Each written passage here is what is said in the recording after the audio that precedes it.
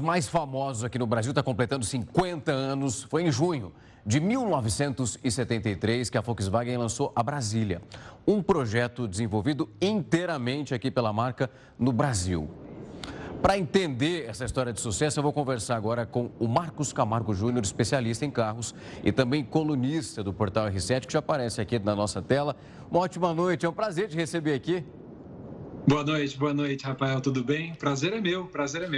Quando a gente olha para esse clássico, eu já tive a oportunidade de andar, não sei se a galera mais nova que eu ainda conseguiu fazer isso.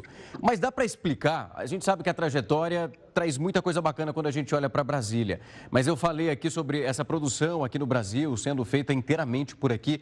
É um dos motivos para esse sucesso todo? É um motivo e tem muitas curiosidades sobre a história da Brasília.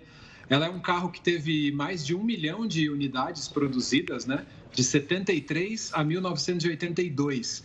E ela foi o primeiro carro que a engenharia da Volkswagen, na época, produziu, desenvolveu aqui no Brasil. Então, foi um carro diferente de outros que vieram e tiveram algumas adaptações. A Brasília foi feita inteiramente nos estúdios aí da empresa, em São Bernardo do Campo, e foi lançada exatamente há 50 anos. É uma história legal. Ô Marcos, quando a gente olha para a parte interna da Brasília, a gente está falando de algo para aquela época ali em 73, que era muito diferente daquilo que nós conhecíamos, por exemplo, o Fusca, que era ali o campeão em relação ao número de vendas, tem algo que é impressionante, mas a forma que esse carro foi desenvolvido era realmente algo inovador para essa época? Era muito. Você falou do Fusca, e o Fusca tinha 70% das vendas de carros novos ali no comecinho dos anos 70 no Brasil. Então, assim, a maioria dos carros que saíam das fábricas eram Fuscas. E a Brasília, ela é feita na mesma base, a plataforma do Fusca. E ela é só um pouquinho maior e ela tem um aproveitamento de espaço. Essa imagem é bem curiosa, né? Quem já entrou no Fusca sabe que ele é apertadinho. E a Brasília tem a mesma plataforma, o motor fica atrás, né, no eixo traseiro. E mesmo assim, ela é enorme, é impressionante, tem muito espaço, né, dianteiro e traseiro também, isso que fez dela um sucesso. Porque no Brasil as pessoas não têm muito dinheiro para ter um carro pequeno e um carro grande, ainda mais nessa época. Então, o carro que fazia tudo era um sucesso, por isso que ela fez sucesso desde o começo. Marcos, e ali também a gente tem uma sacada da empresa, pelo que eu estava lendo, me corrija se eu estiver errado, que ela não entra na classificação como perua. Porque quando a gente olha para os impostos dessa época, a tarifação era maior. Então tinha uma jogada ali também muito bem feita para que o carro fosse vendido e se tornasse o sucesso que é a Brasília. Ela é um hatch mesmo, mas quando a gente olha que ela tem o bagageiro ali atrás do banco traseiro ainda tem um espaço, e aí na frente tem mais um espaço, então ela praticamente fazia esse papel de perua. Porém, a Volkswagen tinha a Variant, ainda nessa época era a Variant 1, e ela pagava mais impostos e era mais cara. E a Brasília, ela era um pouco mais cara que um Fusca, sendo muito mais espaçosa, mais potente, com um desenho muito mais atual, né? O desenho também foi feito no Brasil, a concepção foi toda feita aqui. Marcos, quando a gente olha para o Fusca, ele tem uma memória afetiva enorme. E às vezes eu acho que é muito mais fácil, pelo menos às vezes eu andando por aí consigo ver uma pessoa com Fusca super bem cuidado, que hoje é algo de colecionador, e as pessoas evitam até sair de casa. Quando a gente olha para essa mudança com a chegada da Brasília, era uma tentativa de fazer um lançamento de algo novo para substituir, ou nessa época possivelmente era possível alinhar os dois veículos? Na verdade, era uma preocupação, porque a marca, né, ela detinha a liderança de vendas, né, com o Fusca, mas estavam chegando carros novos no mercado, carros pequenos, com um custo ali parecido com o do Fusca. Se a gente olhar há 50 anos atrás, tinha o Corcel, que é do final dos anos 60, a GM estava lançando o Chevette um pouquinho antes da Brasília, e você tinha também um outro carro que era o Dodge 1800, que era um hatch também pequeno. Então, a Volkswagen, olhando essa movimentação do mercado, ela queria ampliar o seu portfólio com um carro de volume. E aí sim, a Brasília foi a primeira tentativa, depois no ano seguinte seria o Passat, e lá nos anos 80, o Gol. Então, esses carros para poder diversificar e não ficar dependendo ali da liderança do Fusca. Marcos, ela foi lançada como uma ideia de um carro popular ou o valor para aquela época, fazendo a transferência para a moeda, já era um veículo que poderíamos chamar de caro?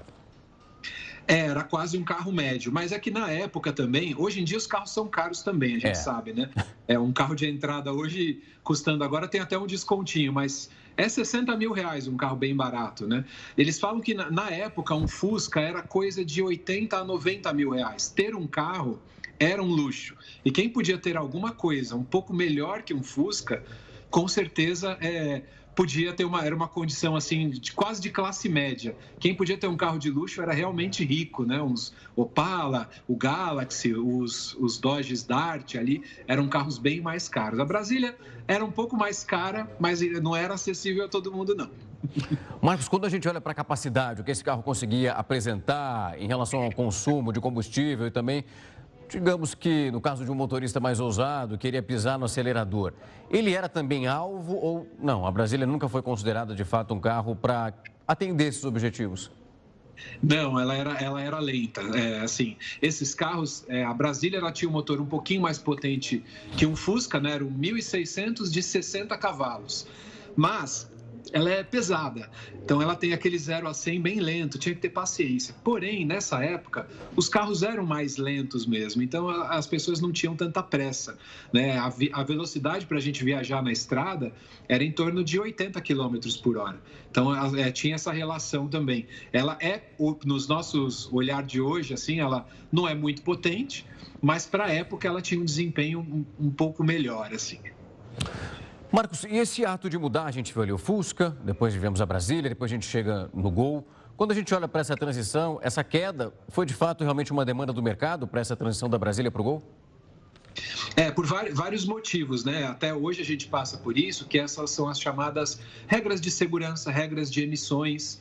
E o motor, esse motor traseiro do Fusca, da Kombi, até que foi lançado no Gol, ele já estava ficando antigo para a época, né? Então as montadoras precisavam ter uma meta de consumo melhor e de emissões também. E foi por isso que ele saiu de linha na Europa, o Fusca saiu em 78 de linha na Europa. Aqui ele atravessou os anos 80, foi até 86, mas a Volkswagen foi esperta, lançou o Gol em 80 e foi abrindo uma família de carros novos, né? A Saveiro, a Paraty, né? Os carros que eram derivados do Gol. E aí foi modernizando e deixando os carros antigos com esse motor refrigerado a ar, né, do Fusca, para trás. Em 86 ele saiu de linha, a Brasília saiu em 82. Mas é uma questão de modernização e de eficiência, né? As marcas vão sempre trabalhando por projetos mais eficientes. E a Brasília acabou indo embora em 82. Marcos, quem ainda tem, quem não mandou ela embora de fato, a gente sabe que é praticamente um ato de colecionador. Você tem uma ideia hoje, se a gente pega ali uma bem cuidadona, bonita, onde o dono é bem zeloso, no mercado de colecionador, quanto que vale uma Brasília? Isso varia muito do ano de fabricação. Os primeiros modelos dos carros antigos costumam valer mais. Uhum. Essa daí, por exemplo, da imagem, eu fui lá num museu que a Volkswagen tem dentro da fábrica, que não é aberto à visitação. Essa Brasília, ela é 1981, ela é o penúltimo ano de produção, né? Eu imagino que um carro desse estado, que é novo, esse carro nunca saiu de lá, nunca foi usado, né? Esse carro valeria hoje coisa de 60 mil reais, mais ou menos. Uma Brasília em bom estado, antiga, aí da década de 70, é coisa de 30 mil reais, a gente pode dizer, com certeza. Já dá para comprar com esse dinheiro um bom carro de uso. Esses carros já foram baratos, né? Hoje em dia, até esses carros antigos ficaram bem caros. É para quem realmente quer colecionar, porque o valor ali de 60, no caso desse aí novinho, aí claro que a gente vai saindo para outras esferas, vai conseguindo um valor muito mais baixo. Marcos, Exato. Foi um prazer te receber aqui para conversar com a gente, falar desse clássico, que é bonito demais. Eu já tive a sorte de conseguir andar, tive parentes lá na década de 90, pelo menos, que já me deram uma carona no passado. Muito obrigado por falar com a gente. Legal. Eu tenho Fusca e tenho Kombi, eu adoro esses carros antigos, gosto muito, viu? E quem quiser conhecer a história aí da Brasília, tem uma matéria no portal R7, né, r7.com/carros. Tem uma matéria lá falando dos 50 anos da Brasília e eu entrevistei algumas pessoas que trabalharam no projeto do carro. Então é bem legal conferir lá. Não, incrível. Tá aí, convite feito. Corre lá para ler a matéria. Marcos, valeu. Obrigado, viu? Obrigado, viu? Obrigado a vocês. Boa noite. Até mais. Tchau, tchau.